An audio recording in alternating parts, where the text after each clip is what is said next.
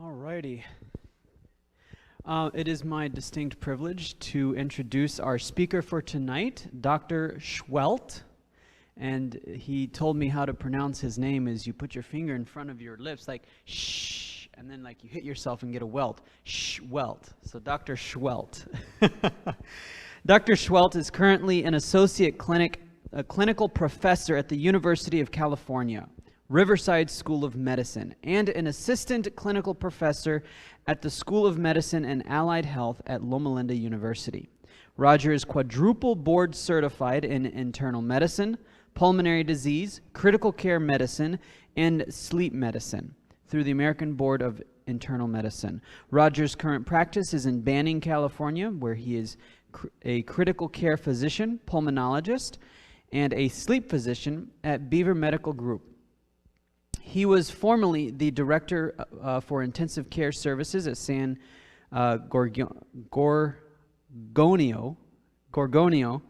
Memorial Hospital.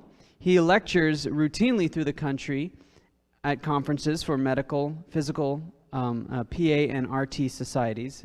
PA is physical physician's assistant, and RT is respiratory therapist. Okay, societies. That's a mouthful. In addition to being a preceptor for PA and medical students, Dr. Sehuelt was the medical director for the Physician Assistant Sciences program at Loma Linda University and the medical director for a sleep lab and the medical director for the Crafton Hills College Respiratory Care Program. Dr. Sehuelt is the co-founder of medcram.com, an online medical health-related education society. His online YouTube channel has over 1 million subscriptions. His passion is demystifying medical concepts. That is a mouthful from a very educated man, but yet a very funny guy and interesting guy if you get to hang out with him. So it's my distinct privilege to welcome you here. Before that, we have special music by our musician team, I guess brass team, and Emily with vocals. So thank you, and thank you.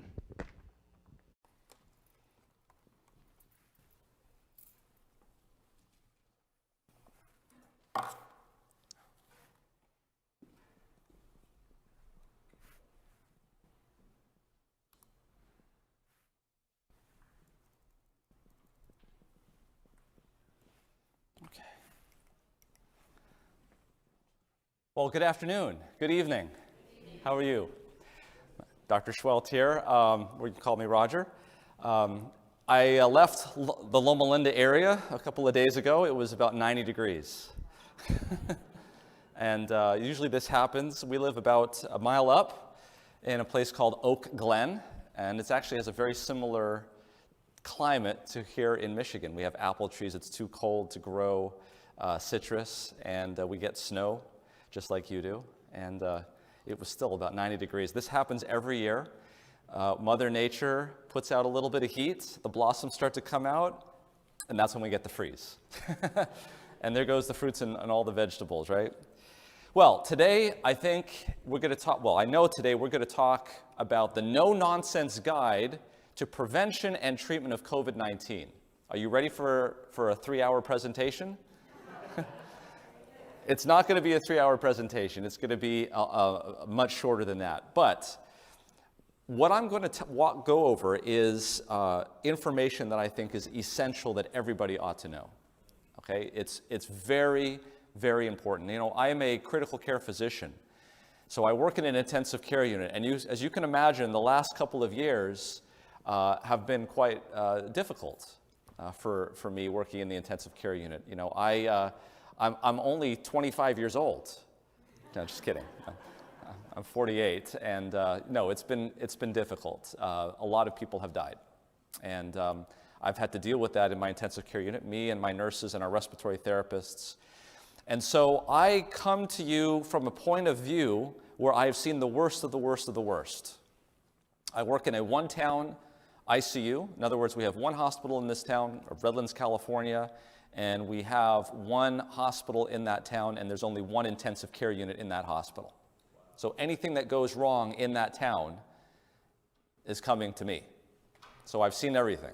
When I show up to work, when I'm in the intensive care unit, I know that if anything goes wrong in surgery, it's coming to me. If somebody has an allergic reaction down in the emergency room, it's coming to me. As my colleague says, Roger, you're the toilet. Everybody eats, what everybody eats, it's all coming to you. So be prepared and be ready to deal with it. So realize that that's the situation that I have, that I'm coming from, and what I want to do, and I'll get into this a little bit. I don't care about who's running for governor. I don't care who's running for president of the United States. It doesn't matter to me. I just want to keep people alive. So, so the last couple of years, as all of you know, politics came into medicine. I don't care about politics. If it works, I'm going to use it. Okay? So that's where I'm coming from. I'm an equal opportunity offender, as you'll see tonight. And by the time you're done, you won't know who I'm voting for. Okay? All right. So all I care about is keeping you alive. So this is what we're going to talk about tonight. This is an overview. We're briefly, just to check a box, going to talk about medicines and vaccines. You know enough about those. Okay? What I really want to get into, and what I'm going to spend the bulk of the time on, is the stuff that you don't probably know a lot about. And if you do, great, but we're going to round it out. We're going to talk about vitamin D. We're going to talk about sunlight.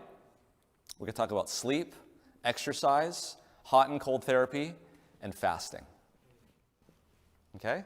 This is a whirlwind. I've got about 80 slides. So take notes, get ready, and I will boil it down for you. I'm going to condense it. We're going to get into the science. If you can't follow all of the science, don't worry. We're going to come back to something very practical where the rubber meets the road. I'm going to make it very real to you, okay? You don't need to have gone to medical school to understand this talk today. But here's the problem that we have, since we're going to talk about medicines, is we have a false dichotomy that's been imposed by the media that says that if you're on the political left, you need to believe that the vaccine works, that responsible behavior like masks work, and that you should listen to authority. That's all good, but also that if you're on the political left, that you should believe that indiscriminate vaccine mandates as the only solution is also true, and that we should have draconian shutdowns. So there's good and there's bad, right? And then on the right side, the political right, we should believe in immune-enhancing interventions like sleep, sunshine, diet, and lifestyle, which of course I sign on to. I believe in that. Responsible liberty, believe in natural immunity and early treatment, but they also tell us that we're supposed to believe on the right that vaccines don't work, that we should refuse to wear masks because of liberty, and we should undermine authority because we shouldn't believe in them because, remember back in the 1960s, what did they say? Don't believe anybody over the age of 30. Do you remember that? I wasn't alive at that time, but that's what I'm told. Here's the problem with this dichotomy, is that you have to choose one side or the other, and you start to believe things that you wouldn't normally believe, and you start to dispel things that you wouldn't normally dispel. So I cut the line differently. I cut it horizontally. I actually believe that the vaccines work. I actually believe in natural immunity. And it's really funny because people will listen to me and they'll say, well, I agree with you up until you said blank. That's usually a sign that you're following a false dichotomy. If you're assuming something about what I believe because I said something else, then you're following a false dichotomy. Do you understand what I'm saying? If I go out and I'm not wearing a mask, then you automatically assume that I'm a right-wing Republican, blah, blah, blah, blah, blah. But if I'm wearing a mask, now you believe that you understand what I'm saying, folks? Satan doesn't want that. I mean, Satan wants that. We shouldn't be going into that. Okay? So, I believe the vaccine works. I believe that medicines do work, and I believe that they should be used appropriately. Hey, if you get into a car accident and you go to the hospital, do you want us to give you general anesthesia when we take you to surgery? Please. And for me too, okay? That anesthesia, guess what? That came from a pharmaceutical company. Okay? If you come in with meningitis into the intensive care unit and you're about to die, do you want us to give you antibiotics and blood pressure medicines to keep your blood pressure up so we can keep you alive? Yes, we want to do that. That's important to do because that's an emergency situation. Now, am I going to set you loose and say continue to do what you're doing? No. I'm going to turn you around and say, why did you get that? What things can you do to prevent that from happening again? That's responsible. Okay? So if we're intelligent about that we can do it. So I also believe that we ought to be looking at ways that we ought to improve our immunity and enhancing our interventions, sleep, sunshine, diet, and lifestyle. Folks, this is not the first time a pandemic has hit this planet. It's happened many times. And many people who've had to balance religion and science have had to deal with this. This is Martin Luther back 500 years ago. This is him writing to a letter after there was a pandemic of Black Death in his community. Listen carefully. This is Martin Luther. Others sin on the right hand. They are much too rash and reckless, tempting God and disregarding everything which might counteract death and plague. They disdain the use of medicines. They do not avoid places and persons infected by the plague, but lightheartedly make sport of it and wish to prove how independent they are.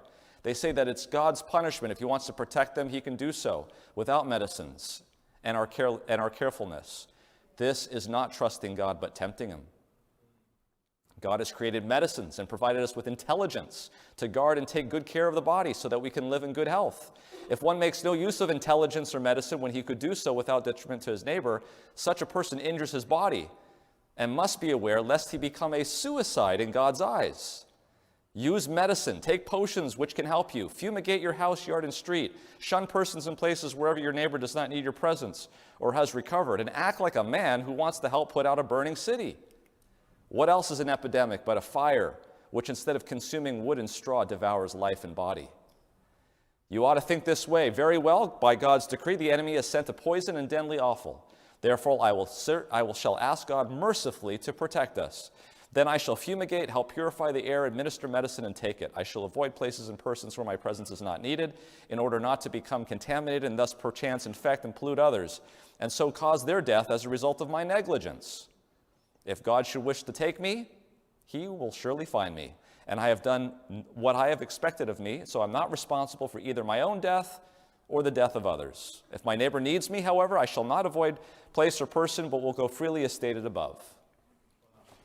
This is just common sense, guys, right? So, let's look at Texas. Red Texas. Don't mess with Texas, okay?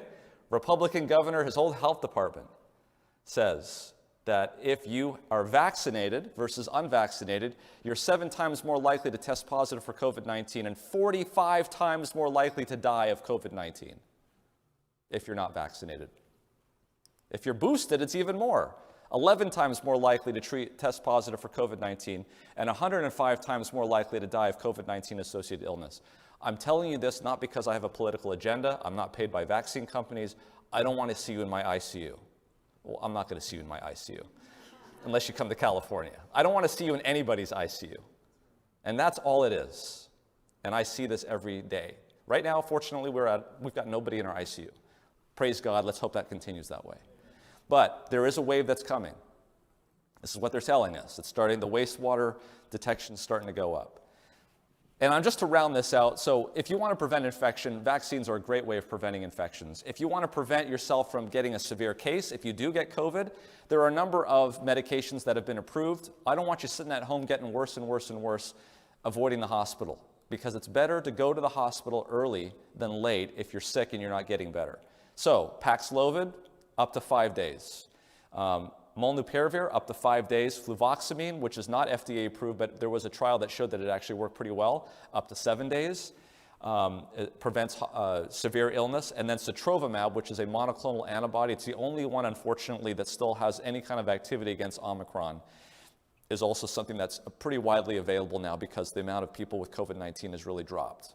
So it's available. You can take that up to 10 days. So I'm saying that because the title of my talk is How to Prevent and Treat COVID-19. And it would be a failure on my part if I didn't at least let you know that there are medications that are available in case you do get sick. All of these medicines, however, have side effects. Every medication that you ever take is going to leverage your body to treat its illness. Let me give you an example. If you have congestive heart failure and you're filling up with fluid, and someone puts you on a diuretic, we're leveraging your kidneys to treat your heart. Do you understand what I'm saying? Okay? Medications don't solve the problem. They help you live longer by leveraging one part of your body against the other. What I'm about to tell you now has natural remedies which don't really have they have side effects, but they're good side effects.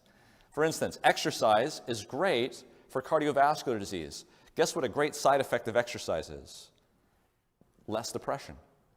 Okay? So these are things that we use in an emergency. these medications up here, okay? Because I'd rather you be leveraged and alive than dead. Do you understand what I'm saying? Okay, good. Let's start talking about some things now. We'll talk about vitamin D, sunlight, and sleep. So this is a study that was published that showed what we already know. This seems to be a recurring theme, is that low vitamin D levels are associated with severe COVID-19 illness. We have numerous studies going back for the last year and a half. People come into the hospital, people who end up on the ventilator, people who are dying have low vitamin D levels. This is another study that showed this. If we track people who have vitamin D levels of less than 12, as you can see there in red on the left, their survival probability is much lower than people who have vitamin D levels that are greater than 12.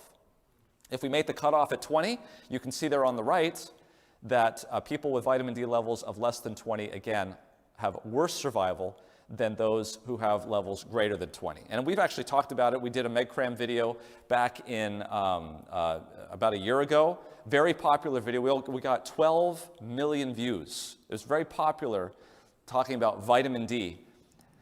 Well, here's a study that was interesting. This was actually a study that was conducted by Dr. Martineau. Martineau is a very strong proponent of vitamin D. He loves vitamin D. And yet, in this study, when they gave them 3,200 international units of vitamin D when they had low levels, people still got sick with COVID-19. So we're seeing this paradox. This paradox is that low vitamin D levels seems to lead to a worse outcome, but when we give vitamin D prospectively, in a number of studies, it doesn't seem to make much of a difference. So we actually did a study on this. We did a light video. Here's what I am proposing and what I want to propose to you, and I want you to take very seriously. There's two groups of people in this world. There's people that tend to be outside people, and there's people that tend to be inside people, okay? Now, compared to the rest of the world, Americans, what are we? Typically outside people or inside people? What do you think? We are so inside people. And the reason why, this could be the reason why Americans, even though they're only 4% of the world population, at one point made up 25% of the worldwide cases of COVID-19. There is a problem with our health in the United States when that seems to be the issue. So the thing that I want you to understand is that when you are outside, you're exposed to obviously light that you can see, but also light that you can't see. Specifically, ultraviolet and infrared radiation. Are you familiar with those two things? Okay. So as you can see here, outside people have high ultraviolet radiation, and ultraviolet radiation is what is responsible for making vitamin D in your skin. Infrared radiation we'll talk about, but there is emerging evidence that near-infrared radiation from the sun is responsible for penetrating deep down into your skin, into your tissues, where it goes into the mitochondria, which are these powerhouses of the cell, and it increases melatonin. Are you thinking melatonin during sleep from your brain? It's the same substance, but it's made completely differently, and it's actually made not at night this way, but in the day. And there's some evidence, as we'll talk about, that intracellular melatonin is the key to having less severe COVID-19, among other things as we'll talk about. So look at the inside people. The inside people don't get ultraviolet radiation. They don't get near-infrared radiation. They have low vitamin D levels, and they have more severe COVID. And whenever we see this association. Low vitamin D levels equals worse COVID. Now, if this is true, what would happen if I gave extra vitamin D to those people? Would that change the amount of near-infrared radiation they're getting? Would we expect their COVID-19 severity to change in any way? No. Do you understand what I'm saying? So in other words, vitamin D may be a marker of inflammation. Take a look at this. Let's go through this methodically. This is influenza. Every single winter, we get a spike in influenza deaths. It's happened forever. Something is happening to the human body during winter that causes it to be susceptible to influenza, because exactly the same thing happens in Australia and South Africa, except it's shifted by 6 months. So what is it about this? Well, we could say that it could be, this is actually the distribution of irradiance from the sun. You can see there at 250 nanometers on the far left, that's the ultraviolet spectrum. And then there's the visible spectrum that it peaks at. And then everything from about right there over is near infrared radiation. So is it possible, could it be that that extra sunlight that we're getting in the summertime is giving us vitamin D, and the vitamin D is helping us with influenza? That's certainly a possibility. What happens about COVID-19? There's a study that looked at what happened during the winter of 2020 to COVID-19 peaks in Europe. So what they decided to do is say, okay, in Europe, in the winter of 2020, there was these peaks of COVID-19. And they said, I wonder if those peaks has anything to do with humidity or temperature or the latitude. And what they found is that there was no correlation whatsoever with temperature. There was no correlation at all with humidity. But what it was correlated with is that the very first countries to get their peak in COVID-19 were at the top of the map, and the last country was at the bottom of the map. So in other words, the first country was Finland, the last country was Greece. Imagine this, the sun is high up in the northern hemisphere in the summertime, right? Then it starts to drop in the summertime, and it reaches the equator in fall, right? September, and then it starts to drop down for the wintertime into the southern hemisphere. Which is the first country that's going to have the lack of sunlight that's going to it? The countries in the north, correct? And which was the one that got the first peak? It was Finland. In other words, they found there was a perfect correlation with the amount of sunlight that the country was getting. So there's something in the sunlight that's allowing people to get COVID. There's something in the sunlight that's preventing people from getting COVID-19. And when you remove the sunlight, i.e. wintertime, that's when they get the peak. Do you understand what I'm saying? Okay, so what do you think it is? Well, they did another study. This was published in the British Journal of Dermatology by the University of Edinburgh. And they did a very interesting study. They studied you guys. When I say you guys, I'm from California. They didn't study us in California. They studied you guys in the northern part of the United States. Why did they study you guys in the northern part? They wanted to study a population of people that there was absolutely no way you could get enough vitamin D from the sun in the wintertime. So as you can see here on the map, they actually X'd out the entire lower portion of the United States, anywhere where they could get enough vitamin D during the wintertime. That should make you feel a little disconcerted, correct? Okay, take your vitamin D. But what they found was for those people living in the northern part of the United States, they found a perfect correlation. You may not be able to see this here, but as you went up in latitude, as you went north in the United States, the mortality from COVID-19 went up. The more north you are, the more likely you were to die of COVID-19. They then checked this out in England. They found exactly the same relationship. Notice that they didn't have to block out southern England because nobody in England gets enough vitamin D in the wintertime, right? And actually, surprisingly, same thing in Italy. So what we're seeing here is that it's not temperature, it's not humidity, it's sunlight that seems to be providing the protection, at least for this epidemic of COVID-19. This is what the conclusion of the authors were. In conclusion, this study is observational, and therefore any causal interpretation needs to be taken with caution. However, if the relationship identified proves to be causal, it suggests that optimizing sun exposure may be a possible public health intervention.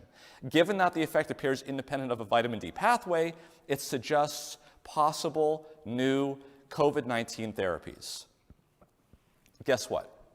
There's more to the sun than just vitamin D. They just said that this worked even when people weren't getting enough vitamin D. So maybe it's something else in the sun that's occurring that's giving them this vitamin D. And as you'll note, yes, ultraviolet radiation does provide you with vitamin D, but the natural visible light also helps with circadian rhythm, which we'll talk about, and also mood.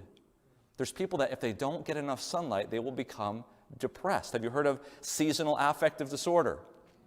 It affects about 5% of the population, women more than men. It's a very simple solution. You get a light box, or you move south. All right? And then, as we're going to talk about now, there's also this whole spectrum of a radiation that comes from the sun that's in the near infrared spectrum. And this is something that we believe can penetrate very deeply because this is a low frequency light. It's a low frequency.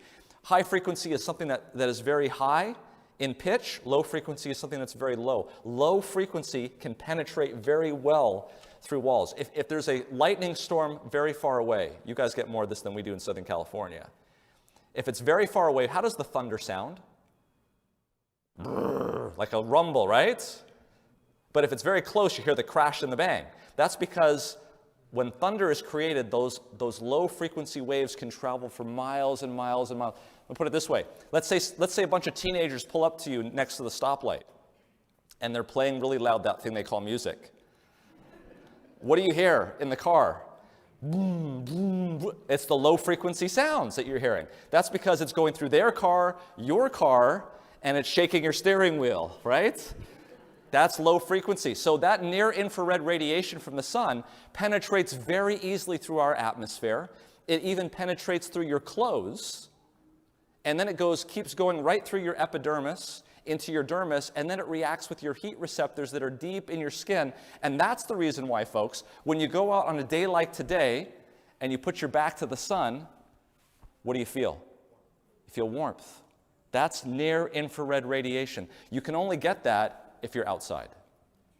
So what is that doing? Well, here's a paper that was published by the journal editor of Melatonin, one of the top journals in the world on melatonin. He says, quote, "It has now been shown that the mitochondria produce melatonin in many cells in quantities which are orders of magnitude higher than that produced in the pineal gland in the brain. This subcellular melatonin does not necessarily fluctuate with our circadian clock or release into the circulating system, but instead has been proposed to be consumed locally in response to free radical density within each cell, in particular in response to near-infrared exposure. Based on an optical and biological review of the literature, it is proposed that near-infrared radiation portion of natural sunlight stimulates an excess of antioxidants in each of our healthy cells, and that the cumulative effect of this antioxidant reservoir is to enhance the body's ability to rapidly and locally deal with changing conditions throughout the day.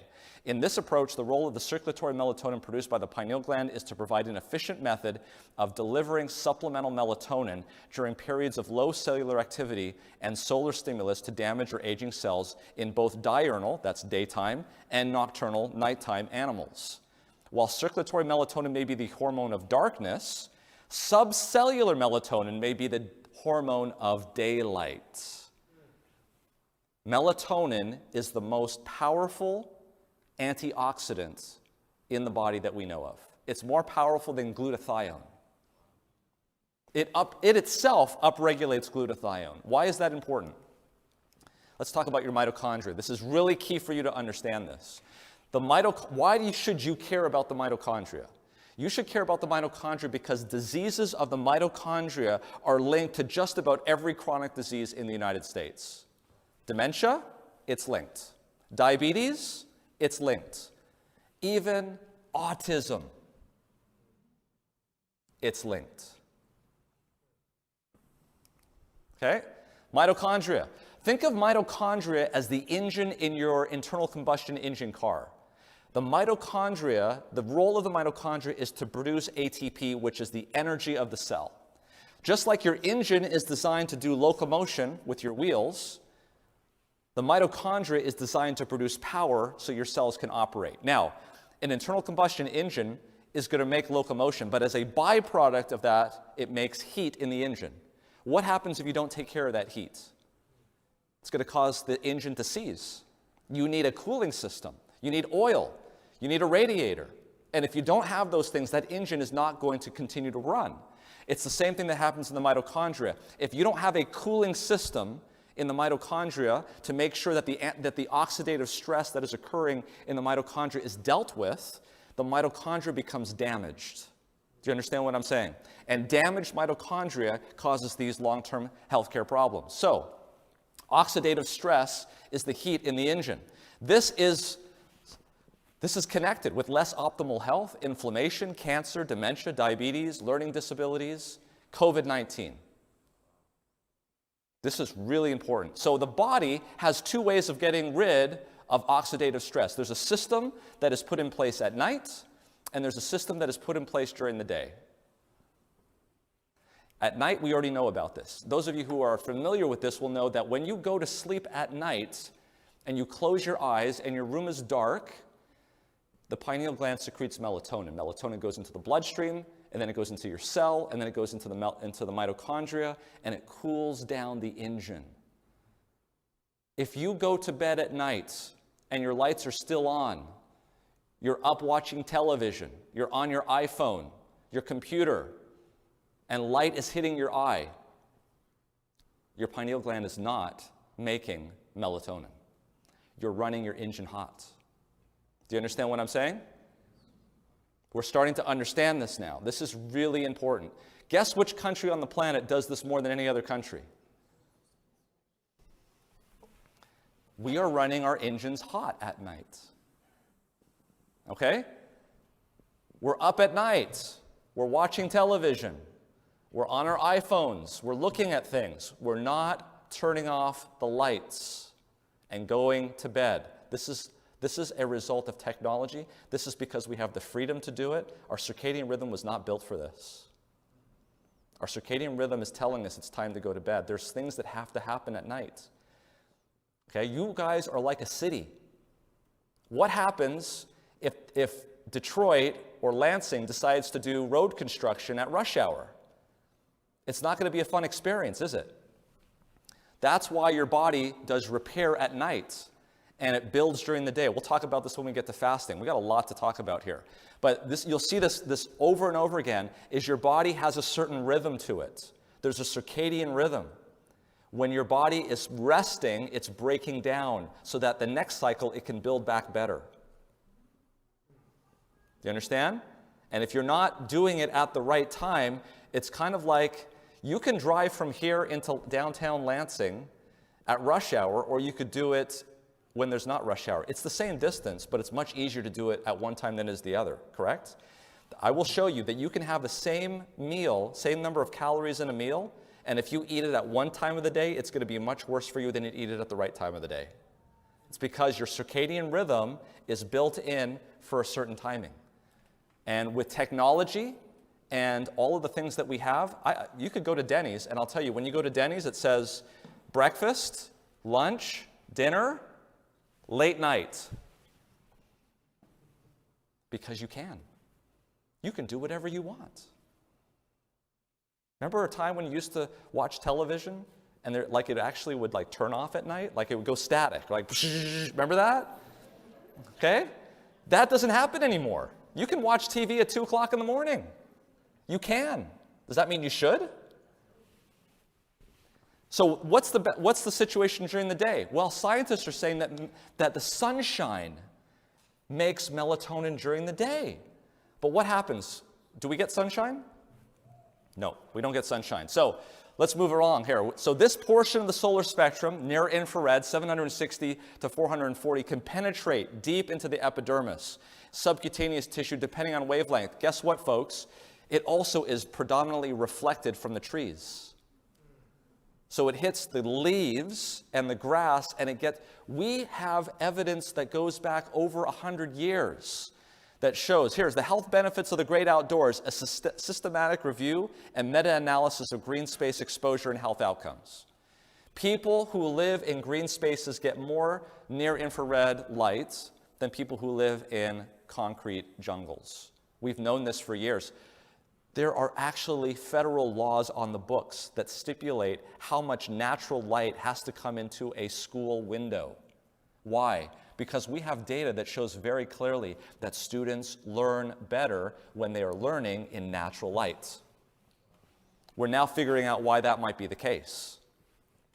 We found spending time in or living close to natural green spaces is associated with diverse and significant health benefits. It reduces the risk of type 2 diabetes, cardiovascular disease, premature death, preterm birth, increases sleep duration. People living closer to nature also had reduced diastolic blood pressure, heart rate, and stress. In fact, the one really interesting thing that we found is that exposure to green space significantly reduces people's levels of salivary cortisol. You know what that is? That's stress.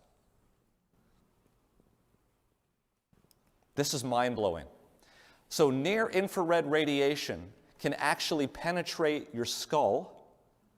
It hits the cerebral spinal fluid around your brain, which then uses it as a lens to disperse the light. And then the sulci on the top of your brain where the gray matter is gets reflected down deep into the sulci and the gyri. And it interacts with the gray matter. This is mind-blowing. Like you're saying, really? Light penetrates the skull? Yeah. For those of you who are physicians, know that there's a technique that we use when we actually examine people's sinuses. It's called transillumination.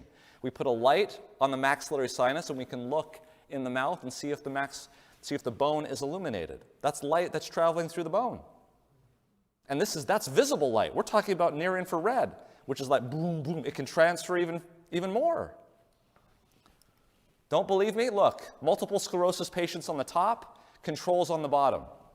And they divided it into sun exposure. What do you see here? The people with the sun exposure had more gray matter and more whole brain volume in both multiple sclerosis patients and in controls. If you have a child that has a learning disability, let me recommend to you, get them out in the sun. Get out into the sunshine. This is a near-infrared photograph of Central Park. What do you notice? The trees are lit up. Why? Because the leaves are reflecting near-infrared radiation to you. What are the buildings? Very, very dark. You're not getting near-infrared radiation from the buildings. Why is this important in COVID-19? Well, in all of your cells, specifically your endovascular cells, your blood vessel cells, there's something called angiotensin 2, which is a pro-oxidant. That's bad. But guess what? It gets converted into angiotensin 1,7, which is an antioxidant. That's good. What does it? ACE2. Does that sound familiar? ACE2 is the receptor for SARS-CoV-2. SARS-CoV-2, when it binds ACE2, shuts it down. So now the major balancing protein in your cell, which gets rid of pro-oxidants, is knocked out. What happens to the amount of oxidants in your cell? Goes up. So pro-oxidant angiotensin 2 leads to reactive oxygen species. That's not good. And angiotensin 1,7, which was an antioxidant, goes down because you don't have ACE2 and you get more reactive oxygen species.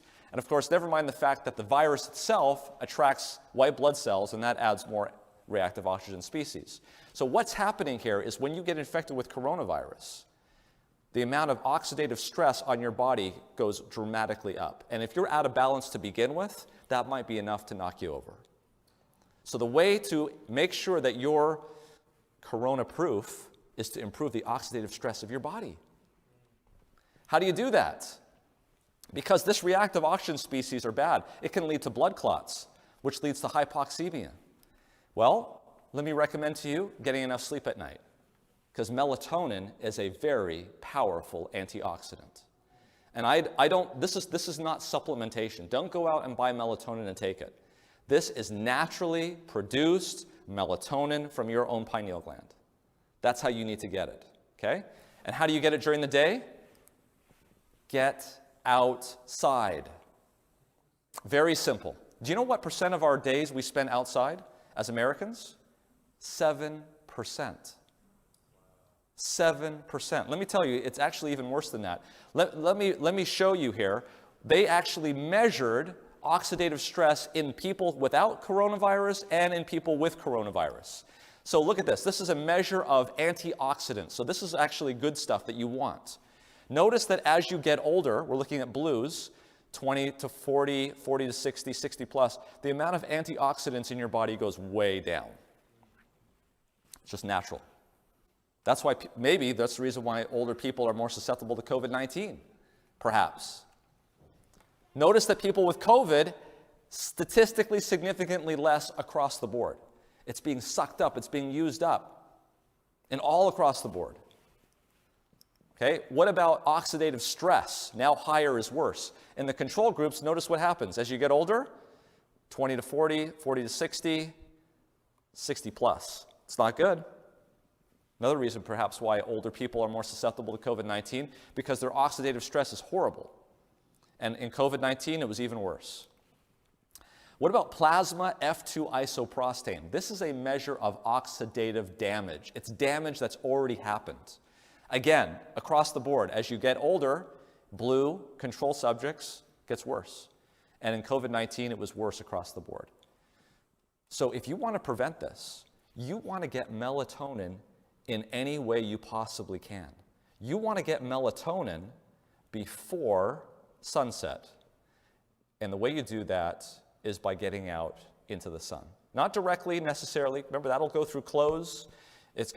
Just get outside, and you will get enough near-infrared radiation. How do you get it after the sun goes down? Close your eyes and go to bed. That's how you get it. I'm telling you, I'm going to make the rubber hit the road here. You know, I find it really interesting that eventually everybody sees the light. Have you heard of that saying? Everybody sees the light? Every knee shall bow, every tongue confess. It's much better to see the light before it closes. Because if you see the light before it closes, it's to your body's benefit. If you see the light after it closes, it's to your body's detriment. Isn't that interesting? I think that's so this is not new. People used to do this all the time. Why? Because I believe physicians and healthcare professionals 100 years ago had better observational skills than we as physicians do today. Why? Because we can depend on all these sorts of fancy technology. They knew that people that were out in the sun did better. These are hospitals that were actually built with sunbeds basically built into the situation. And maybe it's not just vitamin D that we're getting from the sun, but we're getting benefit of vitamin D, circadian rhythm, mood, and melatonin. Folks, I would highly recommend to you that you get outside, because this is what's happened to us in society. The first bar is what we were like in 1800. This is the amount of visible light we were getting in blue, but I want you to pay attention to the amount of near-infrared we were getting in red in 1800. And then in 1950, we started going outside instead of 50% of the time. We only went outside 25% of the time back in 1950. Okay? And then in 1990, we started switching out our incandescent bulbs with fluorescent bulbs, and we only went outside maybe 15% of the time.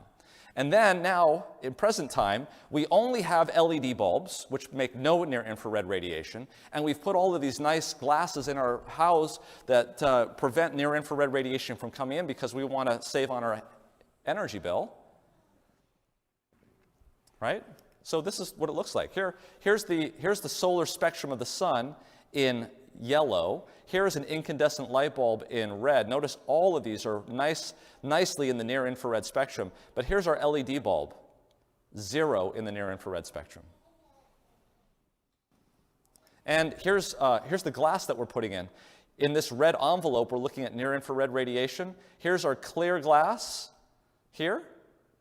Very nice. This is like back in the 1950s. This is like in the 1960s, 1970s. You go down, I went down to the village today, down in Lansing, Battle Creek, I should say, that little village down there, and I could notice when I'm looking through the windows, they kind of had that distortion. Yeah, those are the windows that we used to put in back in the 1950s and the 1940s, right? Here's the amount. Let's just go down to the bottom here. Here's low solar gain, low E glass. Almost no infrared radiation transmitted by that glass. So if you want to get near-infrared radiation, the only solution that you have is to go. All right, I think we've tackled that. Now, we're going to talk about exercise. So here's the solution that you can do. How many people have all the time in the world? Because if you have all the time in the world and you're not busy, this is what I highly recommend to you. I highly recommend to you, if you have all the time in the world, is to do your exercise by buying a membership to a gym and going inside and doing it underneath the fluorescent lights. So you take care of the exercise portion. And then, because you have all this time, now go outside and sit in the sun and get the near-infrared radiation. That's what I recommend to you who have all the time in the world. Now, to those who don't have all the time in the world, let me recommend to you that you cancel your gym membership and you do all of that work that you were doing in the gym outside. And if you're lucky and have a garden, maybe do some gardening and get some vegetables out of it. That's for another part of the talk. Does this make sense? All right, we're putting it, I'm sorry if I'm coming across sarcastic. But we seem to do this sort of stuff. So not only does light from the eye go to the suprachiasmatic nucleus, which is for our circadian rhythm, but it also goes to something called the perihibennular nucleus, which actually helps us with our mood. Okay? So going into the sun also is going to help for our depression and our seasonal affective disorder, which probably a lot of us are just coming out of right now, right? Because we just went through that. This slide is to remind me and you and everybody that it only takes a few photons of light into the eye to shut down melatonin production. So please stop looking at light after 9 o'clock, if you can, okay? This is so well known. I was really flabbergasted and surprised to see how well we kind of knew this 150 years ago, but we seem to have forgotten it. So this is a notable health reformer who wrote about the sunshine. She says here, the feeble one should press out into the sunshine as earnestly and naturally as do the shaded plants and vines.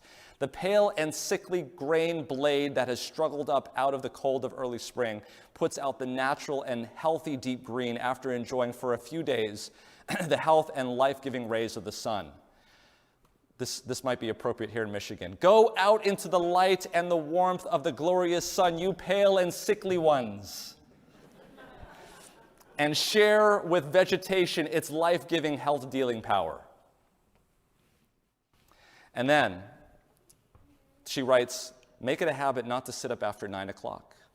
Every light should be extinguished. This turning night into day is a wretched, health-destroying habit. How did we know this at that time? Or maybe we didn't know this. I don't know.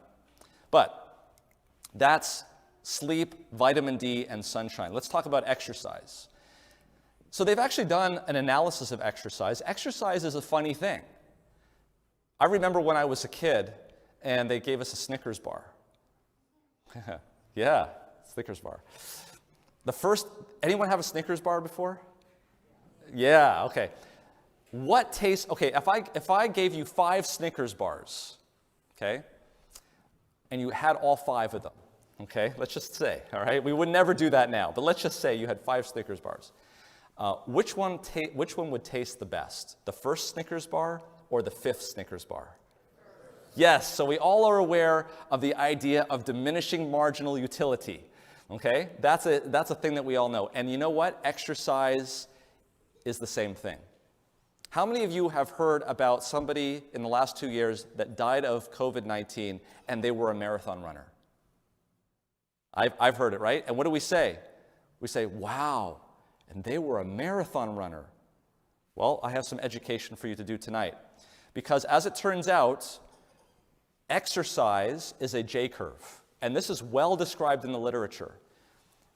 I have to be honest with you. I have a saying in my house. My wife loves to go out on trails and loves to jog on the treadmill. I have a saying. My saying is, no pain, no pain. I'll take that. No pain, no pain. Hey, why do we need to say anything more? In this J-curve, I am on the left side of that J-curve, okay? I'm the couch potato. Not really, but sort of, okay? Any exercise that I do above what I'm doing is going to go down on that J-curve. And that's a good thing because that's a reduction in stress, that's a reduction in cytokines, that's a reduction in infections. There comes a point, though, when you start to do too much exercise, and that actually causes stress on the body in a negative way that actually predisposes you to getting infections. Did you guys know that? You had never known that. This is so much the case, and I'm not joking with you, this is so much the case that there are papers that are written by scientists for Olympic committees in each country to know what to do with their athletes so that they don't get infection. These people train for 4 years. Very elite athletes at the top of their game. The last thing they want to do is get sick a week before the Olympics. Do you understand what I'm saying? They have to treat them more carefully than you or I because they are more susceptible to getting illnesses than we are. So here's the thing I want to have absolutely dispelled in your mind. When I say you need to go exercise, all of you immediately, because of marketing, will think about the commercial on the television with the nice fit man and the nice fit woman doing the exercise, right? And you think, I've got to do that to get the benefit of exercise, right? Do we all hear that? That's not the case.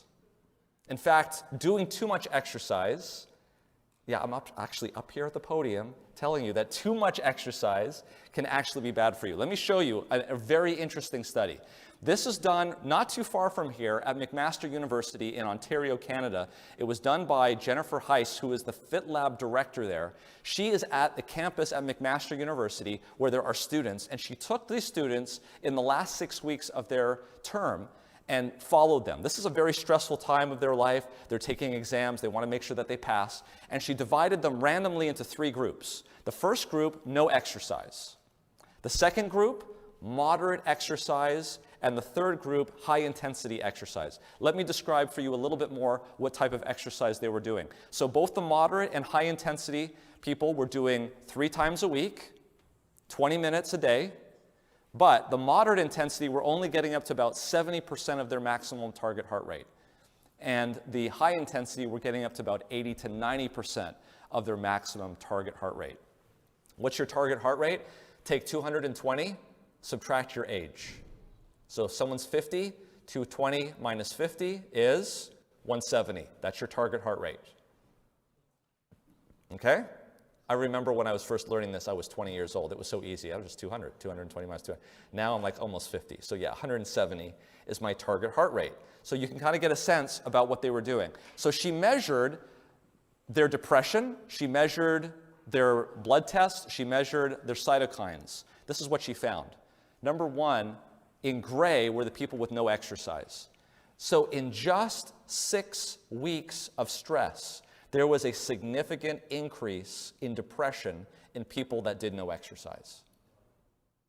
That's that gray bar that we're seeing here right at the far end. This is the Beck Depression Inventory 2. It's a validated scale looking at depression. Not only did those people that did moderate exercise not get increased in depression, they actually had less depression than those people than the same people did 6 weeks earlier, even though they were under stress. Okay, moderate exercise. Now, the people who did high-intensity exercise in red also developed a benefit, but notice that benefit did not carry over for anxiety. That benefit did not carry over for perceived stress. What's the answer here? Moderate intensity exercise. Walking. Okay, you don't need to be running a marathon to get the benefits. In fact, if you are running a marathon, you're not getting the benefits. Okay, what about tumor necrosis factor alpha? That's a cytokine that's not really that great for you. IL-6 actually is the cytokine implicated in COVID-19 that causes the inflammation that gets people into the intensive care unit. What happened there? Notice that for IL-6, there was a reduction. The most reduction was in those that did moderate intensity exercise. And the people that actually had an increase were those that were doing the marathons. So the next time you see somebody, these elite athletes who are collapsing, these people are really running, these people are actually susceptible to inflammation and oxidative stress. Okay, so moderate intensity exercise. This is what Dr. Heiss, the director of the Fit Lab, says. A critical question we sought to address was whether different physical exercise programs to prevent the development of these depressive symptoms could also reduce pro-inflammatory cytokines. Indeed, we found support from this 6 weeks of moderate intensity continuous exercise, which resulted in less depression and lower levels of tumor necrosis factor alpha compared to the non-exercise control group.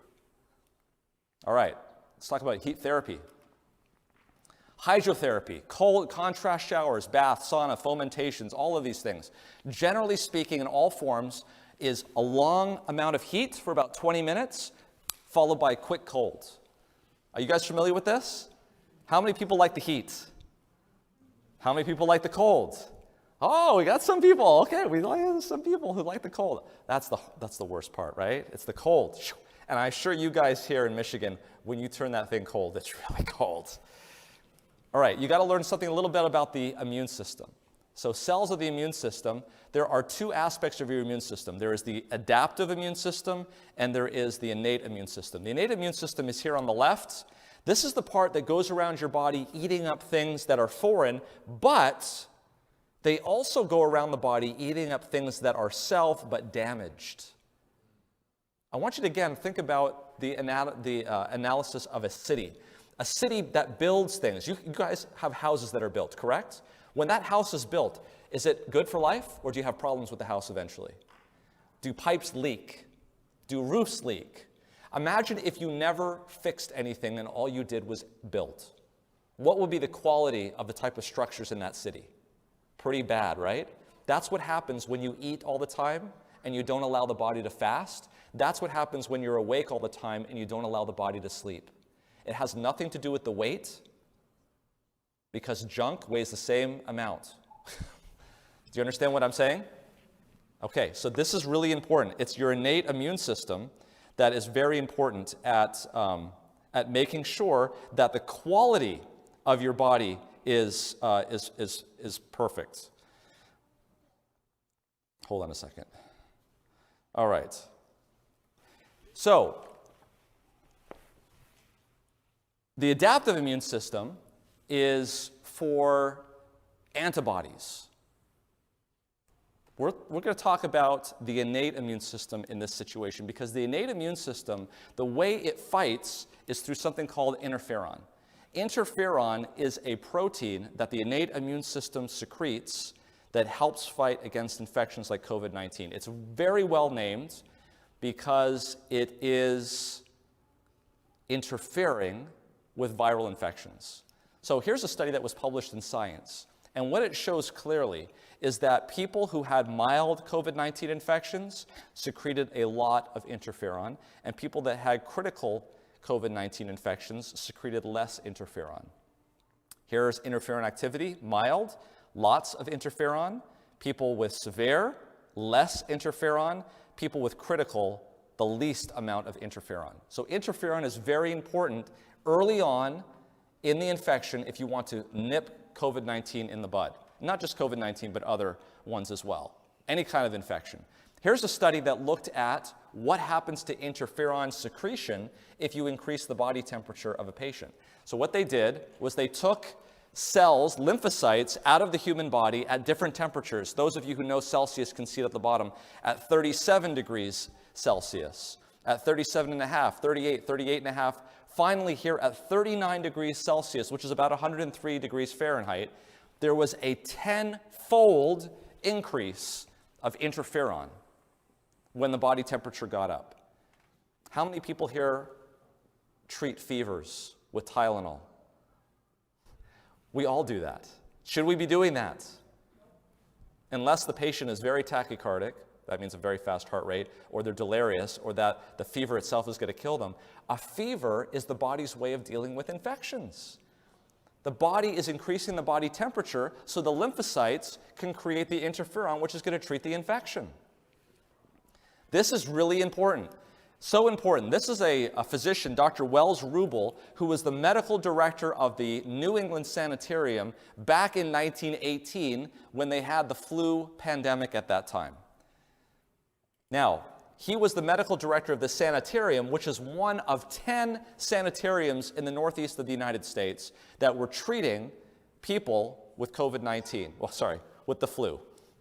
Did I say COVID-19? With the flu, okay? And he wanted to compare what was going on there and compare it to what the regular physicians were doing in the Army hospitals. Listen to what he wrote in Life and Health, May 1st, 1919. The present epidemic of influenza has furnished excellent opportunity to test out the efficacy of rational treatments in dealing with respiratory disorders, especially in conditions accompanying and following attacks of influenza. Let me tell you folks what rational treatment was in 1919 in the Adventist sanitariums in the northeast of the United States. It was hydrotherapy, it was proper diet, it was getting outside, getting into sunshine, and getting fresh air. That's, and trust in a heavenly Savior. That's what rational treatment was. So he wanted to compare it. On the left, we have what was going on in the Army hospitals. On the right, we have what was going on in the sanitariums. So he got these numbers, and I'm pulling them out of his publication, and I'm showing it to you in a more graphic way so you can understand what's going on. The innate immune system, folks, that uses interferon works early in the course. And so there's two components to the course of anybody who got influenza. Number one, there were those that came in, as you can see there, and 16% in the Army hospitals went on to develop pneumonia. Now, this is prior to antibiotics. So people who got pneumonia had a pretty high mortality, and in the very well-staffed Army hospitals that had spared no expense, they were able to only allow 40% of those people to die, which means that their overall infection fatality ratio was 6.4%. However, in the sanitariums, only 2% went on to develop pneumonia. Do you see how early intervention with hydrotherapy, sunlight, and these sorts of things can prevent the complications of influenza? Only 2% of those patients went on to develop pneumonia, and because perhaps they didn't have the best physicians or the most trendy techniques available to them, these were the sanitariums compared to the Army hospitals. Instead of 40%, it was 55%, but I don't know if that's statistically significant because so few people actually went on to develop pneumonia. Only 11 out of 446 patients went on to develop pneumonia. And so the number of people who died, 6, for an infection fatality ratio of 1/6 of that, of what was going on in the Army hospitals. You know what, one of the major things that they used in the Army hospitals to treat patients? Aspirin. Invented by the German Bayer company. This is World War I. Do you know what they actually said after all of this? They looked at it. They said that the German Bayer aspirin killed more servicemen than the German bullets. Bayer aspirin, discovered in 1899, had just come off patent, and it was being used like candy. Why? They felt that the symptoms of influenza was what was killing patients. And what was one of the major symptoms? Fever. And what kills fever? Nothing like aspirin. That's why they were using it. This did not go unnoticed. Okay, there were very well-read physicians all around the world that knew what was going on here. One of them was a guy by the name of Julius Wagner-Jauregg. He noticed in his psychiatric suite in Austria that people with neurosyphilis, when they got a fever, actually started to do better. So he had an idea. He took malaria, he took blood out of people with malaria and injected it into his neurosyphilis patients. Guess what happened? They got malaria. What are one of the hallmarks of malaria? High fevers. The high fevers in the neurosyphilis patients killed the neurosyphilis.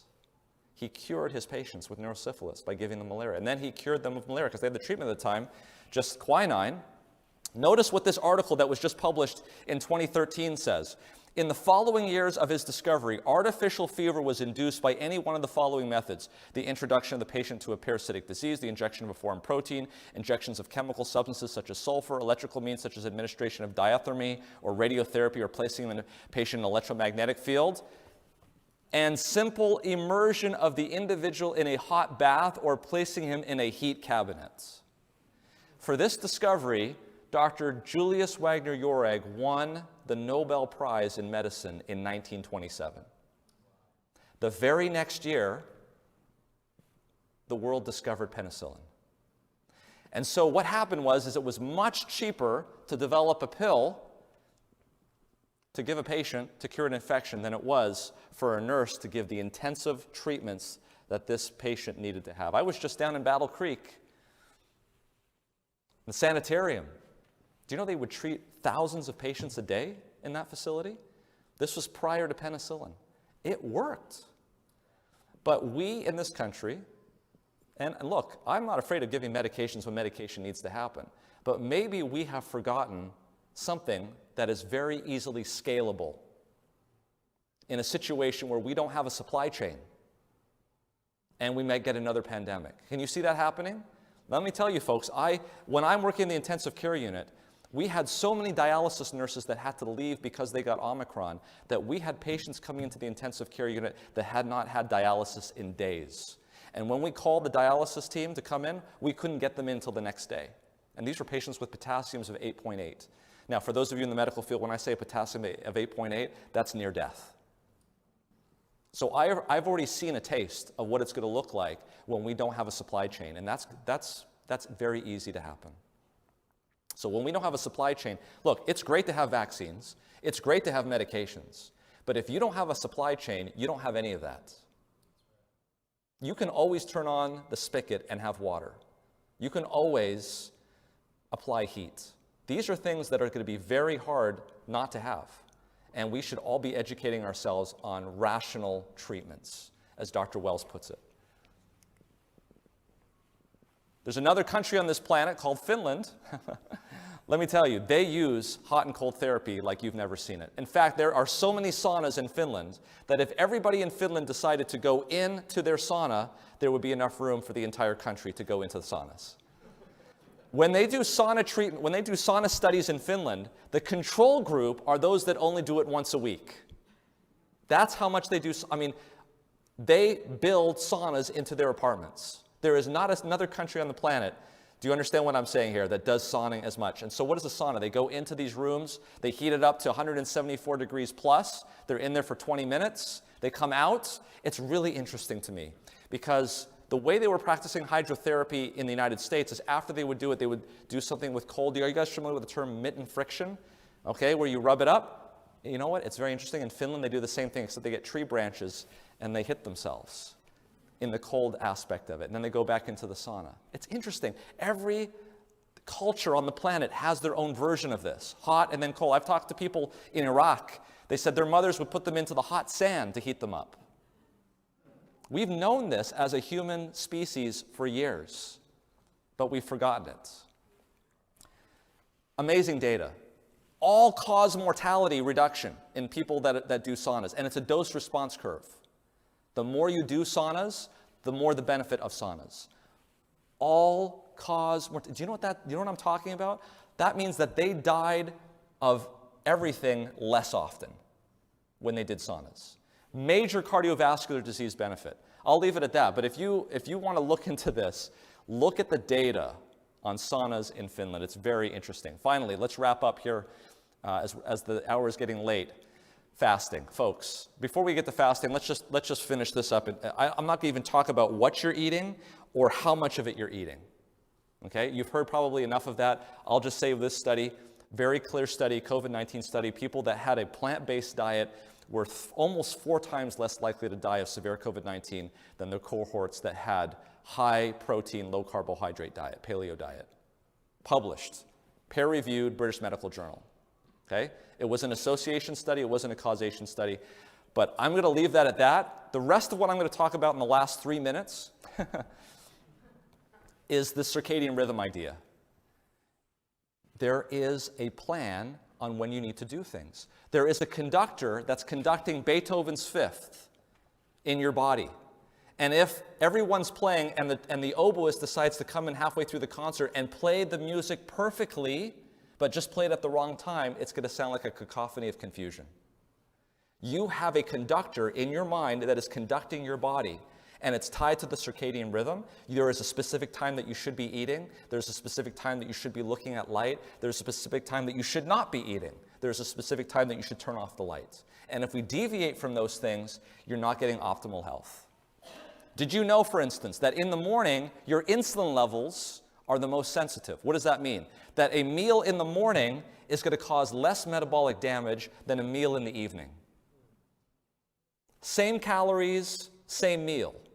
Again, I'm not talking about what you're eating. I'm not talking about how much you're eating. I'm just talking about when you're eating it. This is huge. It's like a city. There is a time when you build, and there's a time when you repair. And if you mix those things up, it's a problem. In Disneyland, I had a friend that used to work at Disneyland. They have all the rides going during the day. You know what they're doing at night? Do you think they just turn off the lights and leave? No. People are entering the cash register. The gardeners are coming out. They're inspecting the rides. What would happen if they did all that during the day? It wouldn't work, would it? You are a lot more complicated than Disneyland, let me assure you. Building, repair, these things have to happen at certain times of the day. This is a paper that was published in the New England Journal of Medicine. Fasting is not just about eating less calories or burning fat. Let me be very clear about this. When I talk about fasting, it's not a gimmick for you to eat less calories. Fasting actually signals your body that it's time to start to repair. They say when the body switches over to ketones, it signals to the body to completely metabolize in a different way. Ketone bodies are not just fuel used during periods of fasting. They are potent, signaling molecules with major effects on cell and organ functions. Very important. Ketogenesis activates activity in a variety of cellular groups. So this is really important for you to understand. It enhances the body's defense against oxidative and metabolic stress, and it initiates removal or repair of damaged molecules. This carries over to the non-fasting period and can improve glucose regulation, increase stress resistance, and suppress inflammation and improve mental and physical performance. This is going to get complicated. I'm not going to get into too much of the detail, but there's cell signaling that's going on here. When you have fasting, you get increase in something called sirtuins. Sirtuins are connected to longevity. There's something called AMPK, the ULK complex, something called autophagy or autophagy or self-eating. That sounds really bad, right? But it's actually good. Your body is going through and saying, that doesn't look good, tear it down, build it back better. If you don't get that opportunity for that to happen, you go through life with it not teared down and you keep using it damaged. You don't want to be using stuff damaged. You want to tell your body to tear it down and build it back better. And that's exactly what happens. This has to do with cancer, diabetes, obesity, Alzheimer's disease. Here's a study from USC. What they found is that when their patients fasted for 3 days and they gave them chemotherapy, the white blood cells didn't drop. They said that the immune system came back so strong they had never seen anything like it. It was like it was completely reborn after 72 hours of fasting. It turns white fat into brown fat. Brown fat, if you don't understand, increases metabolic health. It increases your basal metabolic rate. How many people want a higher basic metabolic rate?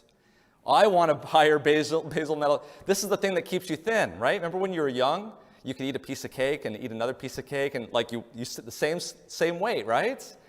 That's how you do that is by, well, not by eating a piece of cake, but by increasing your basal metabolic rate. This is an amazing study. Let me just show you this quickly and we'll wrap up. This was a Chinese study, 121 overweight type 2 diabetics in China. Okay? 1-to-1 randomization, and this is all they did. They didn't tell them what to eat. They didn't tell them how much to eat. All they said to them was this, and this only. You are only allowed to eat from 8 a.m. to 6 p.m. That's it. You're not allowed to eat before 8 a.m. You're not allowed to eat anything after 6 p.m., period. Just by doing that, there was an 18% reduction in their hemoglobin A1C.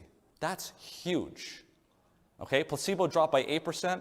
The intervention group, 18% reduction. Fasting glucose dropped by 26 milligrams per deciliter, and they dropped 6.6 pounds versus the 1.8 pounds in the control group. All they said was,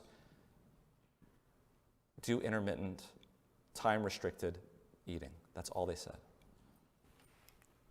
Other benefits, reduction in visceral fat, reduction in fat mass. Here's something for you. If a woman has had breast cancer and she fasts less than 13 hours per night, there's an increase of 36% of recurrence of breast cancer.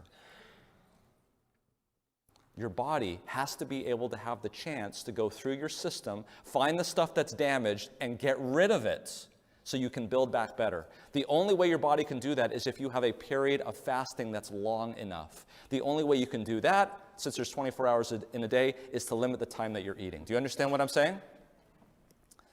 So how do we do this? How do we get started? You need to figure out your 7 hours of sleep that you need to get. Add 1 hour after waking up. Don't eat until an hour after waking up. And then back calculate 3 to 4 hours before you go to bed and say you're not going to eat. It's really important not to have food in your stomach 3 to 4 hours before you go to bed. When you go to bed and go to sleep, your circadian rhythm is kicking in. It's better to be in the fasted state than in the fed state. When you have your last morsel of food and it goes into your mouth, you're still in the fed state for up to 4 to 5 hours that your body is working. You do not switch into a fasted state for 4 to 5 hours. Here's another example, real quick. This person had breakfast at 8 o'clock, 2 o'clock lunch, and an 8 o'clock dinner. This person had exactly the same calories, ate exactly the same thing. Breakfast was at 8 o'clock, lunch was at 11 o'clock, dinner was at 2 o'clock in the afternoon. Time-restricted eating. What do they see? Amazing things happen. After just 4 days. After just 4 days, there was an increase in cortisol in the morning, which is good, and a decrease at night, which was better. There was this increase in something called brain-derived neurotrophic factor. This is a substance that nourishes the neurons in the brain and makes sure that they survive and helps them. This is really important. Sirtuin-1 went up. This is something that goes against inflammation, oxidative stress, and DNA damage, and finally something called LC3A. After just 4 days, went statistically significantly higher. It's implicated in cancer, neurodegenerative diseases, and recycling damage and used proteins and organelles. Folks, it's just a matter of restricting the amount of time we're eating. It's impressive. What breaks a fast? Anything that has calories in it. So you can drink water and lemon, no problem. So what do? Who is this not for? People who are pregnant, people who have a history of eating disorders, people who have problems with blood sugar because of type 1 diabetes. Talk with your physician first if you have an issue. So we've talked about medication, vaccines, vitamin D, sunlight, sleep, exercise, heat, cold therapy, and fasting. This is a nice little schedule that I put together for people. How many people here do 12-hour shifts? Okay, it's really hard to do this. I also work a 12-hour shift, so I've put together a schedule here for you, how you can get the benefits of this and not be, because look, I do the same thing. I get home at 7, and if there's dinner for me, it's at 8 o'clock. When am I supposed to go to bed? 12 o'clock? Right? I got to wait 3 to 4 hours. So this is what I recommend doing. Get up at 5 o'clock in the morning, look at a SAD light. This is one of those light boxes that you can get. It grounds your circadian rhythm and tells you that the light's coming up. It's about 10,000 lux for 20 minutes. 5 to 6 o'clock in the morning, you can do your devotional, you can do your workout, and then an hour later at 6 o'clock, you can eat breakfast. 6:30, leave for work, get to work at 7. If you get lunch, when you get lunch, make sure you go outside and get into the sunlight. Okay? Get some sunshine. It'll help you. And then when you leave work, you're going home. When you're eating, by the way, at lunchtime, that's your last meal of the day. So eat well. And then when you get home, you're not eating. You're going to bed at 8 o'clock, and when you go to bed at 9 o'clock, you still have another 8 hours to get your sleep. So what do? You get your sleep, you get your melatonin at night, you get your melatonin during the day, you're doing your time-restricted eating. Folks, if you follow this schedule, I guarantee you, you will feel better, your metabolic health will improve, and you will do a tremendous impact on the prevention and treatment of COVID-19.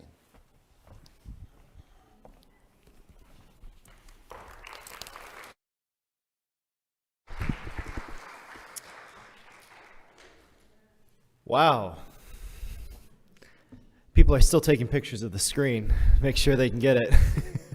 Thank you very much. So much to learn there. I do have a quick question for you. Then I'm going to invite Dr. Kim up here, but if you don't mind just coming up for a quick question on the infrared rooms.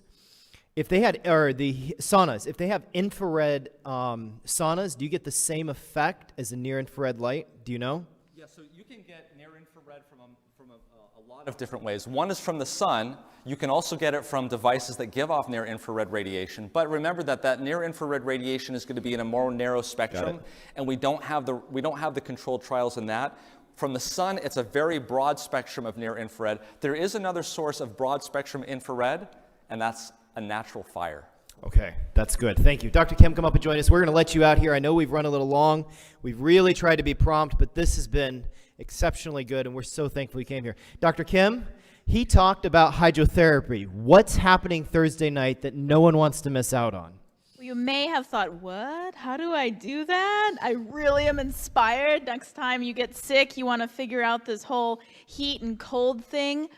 Well, don't worry. Come Thursday night, Rich and Rhonda Smith, so she's a nurse. They've actually worked at, they were nursing director at 2 of the different sanitariums that are currently in existence right now, doing hydrotherapy, teaching people hydrotherapy. So they've actually gone all across the country practically showing people how do you do this thing called hydrotherapy And it's actually not complicated. They're going to show multiple different ways of being able to do it. Something you can just do in your shower. Something that you can just do with a pot of water on your stove.